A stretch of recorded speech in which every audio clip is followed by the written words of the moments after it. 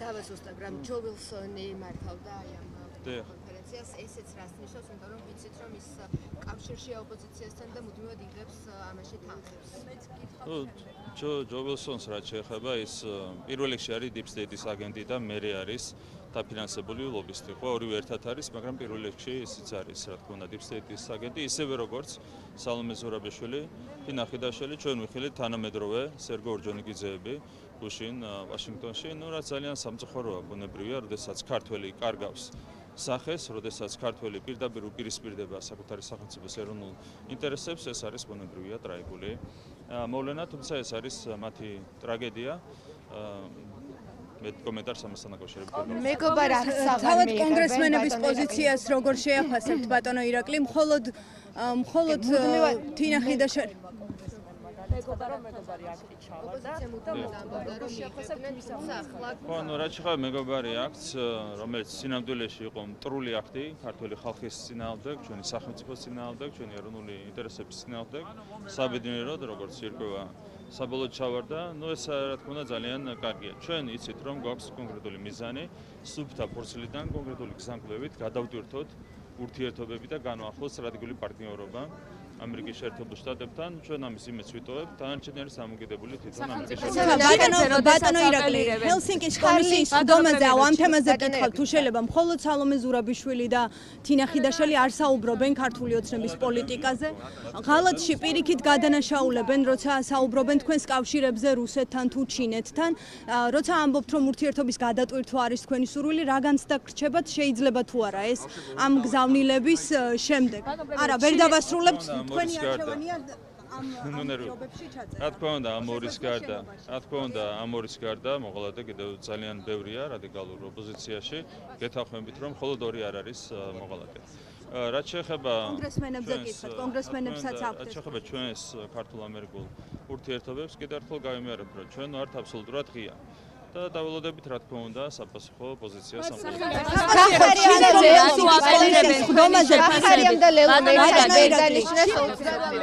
კანდიდატი ჩინეთზე რატო აპირებენ თქვენი შეფასებით?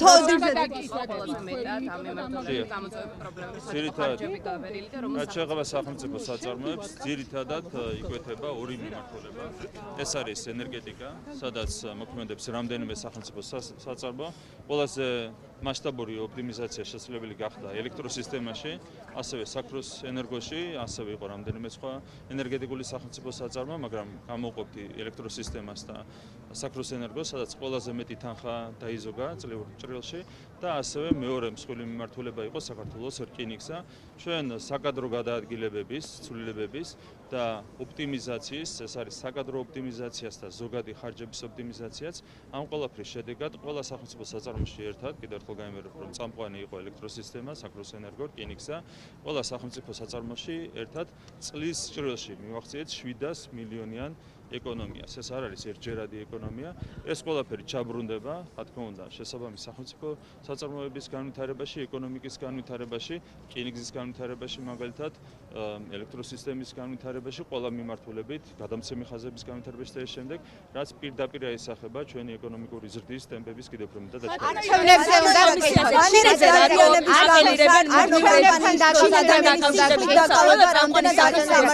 ეკონომიური ურთიერთობების ბანერის დაზიანების გამო ჩინეთზე ახალგაზრდა გოგოს ვიკითხე სისხლით აკავებენ. რაც შეეხება ჩინეთს, თქვენ იცით, რომ პირად პრეზიდენტ ტრამპის პოზიცია, რომ მან უნდა გააღრმოს ურთიერთობები ჩინეთთან, როდესაც ამ ფონზე კონკრეტული ამერიკელი Deep State-ის აგენტები უარყოფითად მოიხსენიებენ ქართულ-ჩინურ ურთიერთობებს, ეს რა თქმა უნდა არის ცარიელი სპეკულაცია. თვითონ ტრამპი საუბრობს იმაზე, რომ მაქსიმალურად უნდა გააღრმავოს ჩინეთთან პარტნიორობა, როგორც პოლიტიკური, ისე ეკონომიკური კუთხით. თქვენ ხედავთ, რამდენად სპეკულაციურია ეს განცხადებები, რასაც აკეთებენ კონკრეტული აგენტები, როგორც ქართველი, ასევე კონკრეტული ამერიკელი. არჩევნებთან დაკავშირებით ბატონო ირაკლი, ხახარიამ და ლელო ერთად ვერ დანიშნა 28 კაცი. ბატონო ირაკლი, არჩევნებს არჩევნებთან დაკავშირებით გამოარაფებენ, რომ ბატონო ირაკლი, მხოლოდ ჩინეთთან კავშირების გამო არ გაკრიტიკებენ. ვადები დაასახელა. ხო, რაც შეეხება ოდირს, ჩვენ ველოდებოდით, რა თქმა უნდა, რეგისტრაციის ვადების, თქვენს კი პასუხობთ. რაც შეეხება რეგისტრაციის ვადების ამოწურვას, ამას ველოდებოდით, ამის შემდეგ გაიგზავნა ევთოოდირში მოწვევა. მე ვფიქრობ, ერთი თვე საკმაოდ ნორმალური ვადა იყო იმისათვის, რომ დაკომპლექტებული იყო მისი. ამას დღეები ჭირდება რეალურად. ის დაკომპლექტება ხომ არ არის მხოლოდ მათი გასავლელი საკითხი. ბევრი ბიუროკრატიული საკითხები არის, ბატონო ირაკლი. უსაფრთხოების საკითხები, აქ დაბინავება ერთ თვეში როგორ მოასწრებს. მაგრამ ერთ თვეში სავსებით შესაძლებელია მისის დაკომპლექტება, ყველა საკითხის გავლა და მისის განხორციელება. თუმცა მე მესმის, რა თქმა უნდა, ეს ყველაფერი იყო სერიოზული გამოწვევა ევთოოდირისთვის.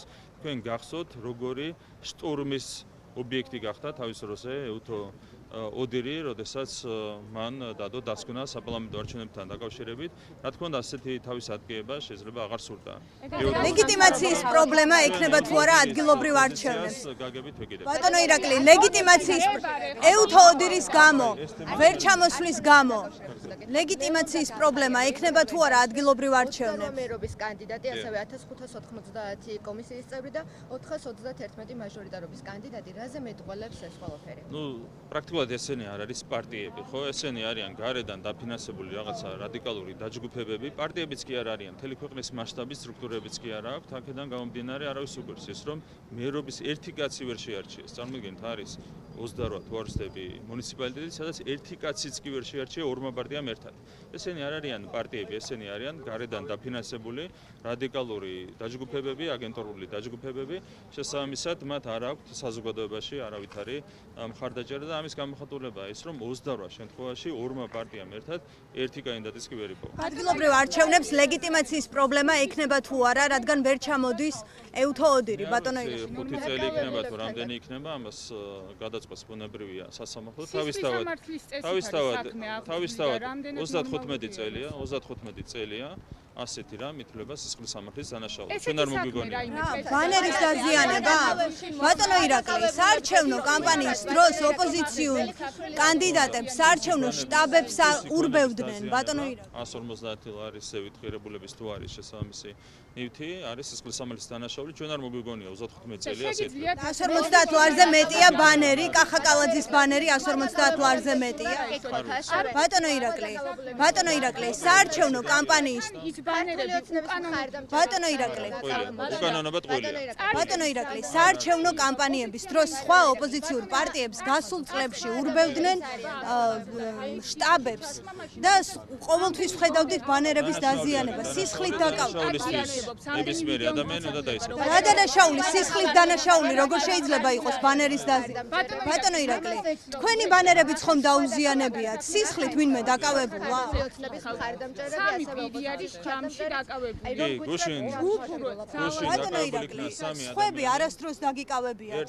საარჩევნო შტაბებს ურბევდნენ ადამიანები. ორ პირს გუშინ დაკავებული იქნა სამი პირი. აქედან ერთი პირი არის ნაცი აქტივისტი ტიტუშკა, რომელმაც დააზიანა სამი ვთქო. აქედან ორი არის ჩვენი ორგანიზაციის პარტიის მხარდამჭერი. მაგრამ სამართალი ყოველას მიმართ უნდა მოქმედებდეს, რა თქმა უნდა, თანაბრად. დანარჩენს გადაწყვეტს სასამართლო. სასამართლო გადაწყვეტს ყველაფერს.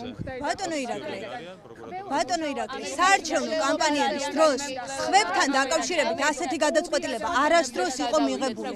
ეს იყო ან ჯარიმა, ან რამდენიმე დღიანი პატიმრობა. დანაშაულსაც ხომ გააჩნია, ბატონო ირაკლი, 150 ლარიანია ბანერი თუ ბანერის გაწმენდას დაჭირდა 150 ლარზე. ნახეთ, თქვენ ამბობთ, ანუ აპელირებთ ზოგადად მოხსა. ხო წერია, რომ 150 ლარის ზევით არის ხუთლამდე თავისუფლების საქმე და გათვალისწინებული, მაგრამ მოსამართლე ერთი წამი დარწმუნებული დაზიანდა და გამოიცვალა. რაც შეეხება თვითონ სასჯელთან დაკავშირებით გადაწყვეტილებას იღებს სასამართლო და სასამართლო ითვალისწინებს მათ შორის ფასსაც და ყველაფერსაც, ხო? თქვენ რო ამბობთ იმას, რომ 5 წლით თავისუფლების საქმეთა შეეფარდება ამ ადამიანს, ეს არის მარტივი სპეკულაცია. ეს არის სერიოზული სპეკულაცია. ამ მიმართულებითაც არ დაწყებულა სხვების შემთხვევაში სამართლებრივი დამჭერი. ბატონო ირაკლი, სამი წლის გოგოზია საუბარი. არავინ არ მიეცა პასუხისმგებლობაში და თქვენ ნახეთ, ეს იყო შემზარავი მკვლელობა პირდაპირ დღისით მზისით უნივერსიტეტის ეზოში მოხდა საზარელი მკვლელობა. რას დაგმეს ძალიან კარგია რომ ეს ყველაფერი დაგმეს უმაღლეს დონეზე ამერიკელმა პოლიტიკოსებმა ტრამპის ადმინისტრაციის წარმომადგენლებმა პირადად პრეზიდენტმა ტრამპმა რა თქმა უნდა ეს არის შემზარავი დასაგმობი ფაქტი და აქედან ჩანს ის თუ საითგენ მიაქანებენ ეს ეგრეთ წოდებული ლიბერალები ფსევდოლიბერალები თანამედროვე სამყაროს ხო ეს არის შემაშფოთებელი კატასტროფული ტენდენციები ამის გამოხატულება იყო სხვათა შორის ის აქციაც რომელიც გამართეს სახედაგარგულმა ლიბერალმა აქტივისტებმა ჩვენი შტაბის წინ ხო ანუ აბსოლუტურად სახედაგარგული ადამიანები ქალი ქალს არ გავდა კაცი კაცს არ გავდა ხო ტრაგიკულია ეს მდგომარეობა ტრაგიკულია ეს მდგომარეობა რომელშიც არიან ეს კონკრეტული ადამიანები ხო უცხოური დაფინანსებით კონკრეტული ასე ვთქვათ იდეოლოგიით ასეთ სახემდე მიიყვანეს ეს ადამიანები რაც არის ნამდვილად ტრაგიკული იმ ადამიანებზე რა სიტყვით თქვენი შტაბის თანამშრომლებზე ვინც სცემდნენ ქალებს გავრცელდა მედიაში ქალებს ვინც სცემდა იმ ადამიანებზე რა სიტყვით ბატონო მედიაში გავრცელდა ინფორმაცია იმასთან დაკავშირებით თუ როგორ გამოიხმაურენ ნაცი აქტივისტები პოლიტიკოსები მათ შორის ეგრეთ წოდებული თუ როგორც არის ამ კვლევას რომელიც ჩვენ ვიხილეთ ამერიკის შეერთებულ შტატებში მათ შორის შეიძლება ყველას გვარი ვერ გავიხსენო ერთ-ერთი იყო გვარამიას პარტიის ერთ-ერთი თვალსაჩინო ბჭყალებში წევრი მე მგონი ათეულში იყო დასახელებული ფარჯიანი თუ არ ვსები რომელიც ასევე კაცს არ გავს რო შეხედა გარეგნობაზე კი არა მაქვს აქ საუბარი საუბარი მაქვს იმაზე თუ რა სულიერ მდგომარეობამდე მიიყვანეს ეს ადამიანები რაც მე მათ გარეგნობაშიც გამოიხადება და გარეგნობაზეც აისახება კაცი პირდაპირ სიცილით შეხვდა არც მეტი არც ნაკლები ამერიკელი აქტივისტის კვლევა სამარცხვინოა ეს ყველაფერი ჩვენზე ვისაუბროთ ბატონო ირაკლი ჩვენს კუჩებში რომ ქალებს სცემენ თქვენ როგორ ხვდებით ამ ამბავს აქედან ჩანს ის რომ აქედან ჩანს ერთი მარტივი რამ ნაცი არის მკვლელი და ნაცი არის ბნელი ბატონო ირაკლი გვარი აღარ მახსოვს იქ ნათია ჯგუასელი და შემდეგ ხო რამდენიმე გვარი იყო გაშღერებული რომელიც სიცილით შეხვდა ამ კვლევას და დაცინვით შეხვდა ამ კვლევას ეს ადამიანები არიან იმის დასტური, მათ შორის იქ იყვნენ ამ კომენტარების ავტორები, ის ადამიანები 150-დან 1-2 ადამიანი, რომელიც იმ კონკრეტულ სახედაგარგული ადამიანების აქციაში მონაწილეობდა, ეს ყველაფერი შეგვახსენებს ჩვენ იმას, რომ ნაცი არის მკვლელი და ნაცი არის ბნელი. ბატონო ირაკლი, ქალებს რომ სცემდნენ თქვენი შტაბის წარმომადგენლები, ისინი ვინ არიან? ყველა უცხოელ აგენტს ყველა გარედან დაფინანსებულ აქტივისტს, ყველა ტიტუშკას, რომელიც იყო მისული ჩვენ შტაბთან მათ შორის, ესენი არიან ნაცები, ნაცი არის მკვლელი, ნაცი არის ბნელი. ჩვენ ვატარებდით სოციოლოგიურ კვლევებს, ერთ საინტერესო დეტალია, რასაც ყურადღება უნდა გავამახვილო. თავიდან გვიგვირდა ჩვენ რომ როგორ არიციან კონკრეტულმა ადამიანებმა, რომ ნაცები იყვნენ მკვლელები, ჩადიოდნენ უამრავ კვლევობას და ეს შემდეგ ყველაფერი იცის. სოციოლოგიურმა კვლევამ, ფოკუს ჯგუფებმა, ეგრეთ წოდებულმა ფოკუს ჯგუფებმა დაადასტურა, რომ ნაცებმა იციან რომ ნაცები არიან მკვლელები, მაგრამ მაინც უჭერენ მათ მხარს, რატომ? იმიტომ რომ ნაცი თავისთავად არის მკვლელი და მკვლელიც იმიტომ არის რომ არის ბნელი. ბატონო ირაკლი, ერთი კითხვა მაქვს, თუ შეიძლება კითხავთ რევოლუციაზე მაქვს კითხვა, ბატონო ირაკლი. შვიდობიან რევოლუციაზე მაქვს კითხვა 4 ოქტომბერს რაც არის დაანონსებული. თუ შეიძლება კითხავთ რა, ბატონო ირაკლი. მელიქიშვილის გამზირდებით ხდებოდა, ხო მართლდება თუ არა როგორც ქართული ოცნების მხარდამჭერების ისე თქვენი ოპონენტების ქმედებები, იმიტომ რომ როგორც ვიცით ორივე მხარე ამ შემთხვევაში თავს ესხმოდა ერთმანეთს, აი როგორ არიან კონკრეტული ძალები, კონკრეტული ტელევიზიები, რომლებიც ამტკიცებენ, რომ შტაბი მივიდა ნაც ტიტუშკებთან. არა, მშვიდობიან პროტესტატარებდნენ აქციის მონაწილეები. ჩვენი შტაბი ადგა, წამოდგა ფეხზე და მივიდა ნაც ტიტუშკებთან. როგორ ამბობთ ახლა შტაბთან გამართეს აქცია? სინამდვილეში რა მოხდა? თქვენი ტიტუშკები, ნაცი ტიტუშკები, ნაცი ორკები მივიდნენ ჩვენს არჩევნო შტაბთან, იგინებოდნენ, ბილდს სიტყვაობდნენ, უბინძურესი სიტყვებით საუბრობდნენ, ქალიან კაციანად. მათ ამართლებთ, მათზე ძალადობას ამართლებთ. ესენი იყვნენ, ჯერ ეს დაგმეთ მე რაც გითხარით. ესენი იყვნენ დაკომპლექსებული ადამიანები, მოკაცო ქალები და მოკალო კაცები და ამ კომპლექსებს ანთხოვდნენ ამ ბილდსიტყვაობით. არ შეიძლება როცა ამ ადამიანებს თქვენი პარტიის წარმომადგენლები სცემდნენ. ამ პროვოკაცია არ არის. ბატონო ირაკლი, ძალადობდნენ. ნებისმიერი ქალის მიმართ ძალადობა თუნდაც მას არ ქონდეს ქალის სახე, თუნდაც ის ბილს იტყობდეს, ნებისმიერი ქალის მიმართ ძალადობა არის დასაგმობი ეს ერთი და მეორე ამაზე მინდა გებასუხეთ, გუშინ დაკავებული იქნა შესაბამისი პირი, რომელმაც ქალზე იძალა და ორი იყო პოლიციელზე თავდამსხმელები არა, ვინც ქალზე იძალა და ვინც ქალზე არა, ერთი შემთხვევა იყო, როდესაც ქალზე იყო ფიზიკური შეხება და ეს ადამიანი არის დაკავებული. ამიტომ არა მარტო გმობთ, არამედ ზომებსაც იღებს ხელისუფლება. კითხოს დაგისვამ თუ შეიძლება რევოლუციაზე თუ შეიძლება რევოლუციაზე გკითხავთ რომ მშვიდობიან რევოლუციაზე რაც დაანონსებულია 4 ოქტომბერს. თქვენ რამდენიმე დღის წინ თქვით რომ ამ რევოლუციის უკან დგანან ასევე თქვენი პარტიის ყოფილი წევრები, რომლებიც ლევან ხაბეიშვილთან კავშირზე არიან და ასე შემდეგ. შეიძლება სახელები და გვარები არ დაასახელოთ, უბრალოდ მე კითხვა მაქვს, ახლა რა ურთიერთობა გაქვთ მაგალითად ირაკლი ღარიბაშვილთან ან გრიგოლ ლილუაშვილთან, რომლებიც წავიდნენ თუ გაგდებულები არიან, შეიძლება ესეც დაავალოთ. არა, ურთიერთობა რა თქმა უნდა ყველასთან გვაქვს, რაც შეეხება ლევან ხაბეიშვილს, ეს არის სასაცილო კაცი, რომელსაც მეორე სასაცილო კაცი აძლევს მესიჯებს და ლაპარაკობს. რომელია სასაცილო? საინტერესო, იმდენად არა საინტერესო და არა აქტუალურია, რომ არ ღირს ამას. მე საუბრობთ ბატონო ირაკლი ამაზე. გრიგოლ ლილუაშვილთან რა ურთიერთობა გაქვთ? ნახეთ, სხვა რამეს ვამბობ. ჩემი, როდესაც მე ვსაუბრობ იმაზე, რომ სასაცილო კაცი აძლევს მესიჯებს, ამით მინდა საზოგადოებას შევახსენო ის, რომ ხაბეიშვილის ყველაფერი არის სასაცილო. ლილუაშვილთან რა ურთიერთობა გაქვთ? ეს არის ანიტა. ურთიერთობა რა გაქვთ? ბატონო ირაკლი, არ მპასუხობთ კითხვაზე. ღარიბაშვილთან და ლილუაშვილთან. არ არის ჩემთვის საინტერესო აქტუალური.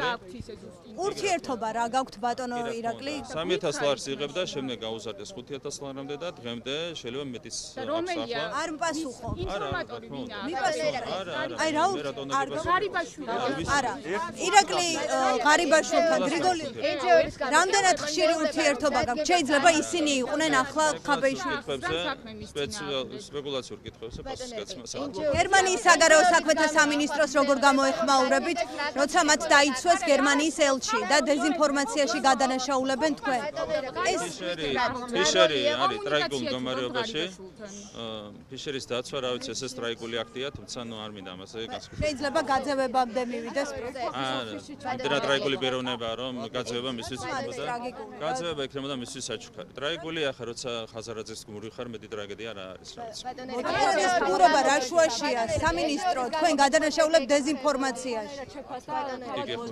მეც მაქვს მე ერთი კითხვა ბატონო ირაკლი მარტო. ხო, ნუ რაც შეეხება, ნახეთ, რაც შეეხება ამ აქტივისტებს, ესენი არიან მთლიანად გარე რესურსით ამოქმედებული ჯგუფები, რადიკალური ჯგუფები, თუმცა რა თქმა უნდა, ჩვენ ამ რადიკალიზმს ხედავთ ამდენი წლის განმავლობაში, შედეგს ვერ აღწევენ, აგერ დადგება 4 ოქტომბერის და ნახავთ თუ როგორი საარჩევნო შედეგი დასრულდება. ბოლო კითხვას დაგისვამთ, ბატონო ირაკლი, საპოლიციო რეიდები არის განახლებული მოქალაქეების წინაშე. რა კავშირი ჰქონდათ აქციების მიმდინარეობაში, რომ გითხრათ, რა როლი ჰქონდათ NGO-ებს აი ამ აქციებში? რა თქმა უნდა, ისინი არიან განუყოფელი ნაწილი იმ რადიკალიზმის, რომელსაც ჩვენ ვხედავთ, ხო? ესენი არიან გარედან დაფინანსებული რადიკალური დაჯგუფებები, შესაბამისად ისინი პირდაპირ არიან ღიად არიან ჩართული რადიკალიზმის გაღვივებაში ჩვენს ქვეყანაში, რაც არის ტრაიგული მოვლენა, თუმცა ნუ მათაც ძალიან მწირი რესურსი. ბატონო ირაკლი, ბოლო დღეებში რაც უკვე მრავლად ვერ დავუსვით კითხვა. ერთი წამით. ერთი კითხვა და კონკრეტული პასუხი მაინტერესებს. თქვენ კონკრეტულად ის კადრები ნახეთ თუ არა, მართლა არაერთი ვიდეო მტკიცებულება არსებობს, სადაც ჩანს რომ თქვენი მხარდამჭერები, თქვენი აქტივისტები, ახალგაზრდული ფრთის წარმომადგენლები ფიზიკურად უსწორდებიან აქციაზე მყოფ ადამიანებს. კი, სადაც ორი პირი არის პასუხისმგებაში მიცემული, სადაც დადგინდება სამართალდარღვევა, იქ იქნება 1000 კაცი, ნახეთ, თქვენი 1000 აქტივისტი ძალადობდა ნოემბერ-დეკემბერში, 1000 აქტივისტი ძალადობდა კი თქვენი პარტიის ნაცმოძრაობის კოლექტიური ნაცმოძრაობის თქვენი ტელევიზია გულხურვალედ გულშემატკივრობდა ამ ძალადობას, ხო, ნოემბერ-დეკემბერში 1000 კაცი ძალადობდა, აქედან მხოლოდ 30 იქნა დაკავებული, იმიტომ რომ სხვები არ არიან იდენტიფიცირებული, ამის გამო თქვენ არ შეშფოთებულ ხართ არასდროს. ამიტომ თქვენი შეშფოთება აქ მაგვირებს ორმაგი სტანდარტები. ბოლო კითხვას დაგისვამთ. არ დაკავებაზე 1000 კაცი ძალადობდა და მხოლოდ 30-ია დაკავებული. საპოლიციო რეიდები არის განახლებული, მას შემდეგ რაც აქციები განახლდა და უფრო მასშტაბურია ვიდრე წინა დღეებში იყო, მოქალაქეებს აჩერებენ, ურეკავენ, აჯარიმებენ, არადა ამ დრომდე ისინი პირბადეებით მთელი ამ თვეების განმავლობაში დგანან რუსთაველის გამზირზე, თუმცა ბოლო დღეებში ეს მოხშირდა. არის თუ არა ამის მიზანი ის, რომ აღარ იყოს მელიქიშვილზე კანონით უკეთ სრულდება, ეს არის რა თქმა უნდა უკეთესი. თუ ამ დრომდე პირბადეებით დადიოდნენ ბატონო ირაკლი, თქვენი მხარდამჭერები. რამენაირად დაბრკოლებები შეუქმნან ქვეყნის განვითარებას, ვერ ეღირსებიან ამას.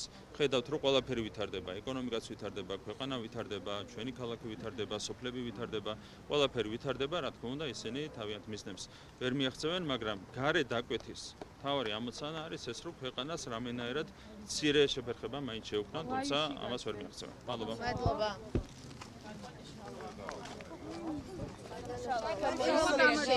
გერმანიის საგარეო საქმეთა პოლიტიკა